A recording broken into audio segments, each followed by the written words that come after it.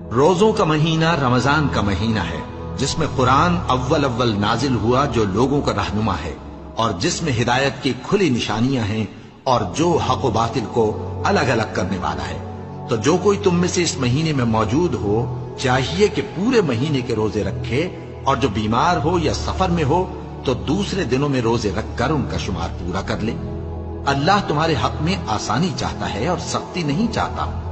और ये आसानी का हुक्म इसलिए दिया गया है कि तुम रोजों का शुमार पूरा कर लो, और इस एहसान के बदले कि अल्लाह ने तुमको हिदायत बख्शी है, तुम उसको बुजुर्गी से याद करो और उसका शुक्र करो। और ऐ पैगंबर, जब तुमसे मेरे बंदे मेरे बारे में दरियाफ्त करें तो उन्हें मालूम हो कि मैं तो तुम्हारे पास ही हूं। जब कोई पुकारने वाला मुझे पुकारता है तो मैं उसकी दुआ कबूल करता हूं। तो उनको चाहिए कि मेरे हुक्मों को माने और मुझ पर ईमान रखें, ताकि नेक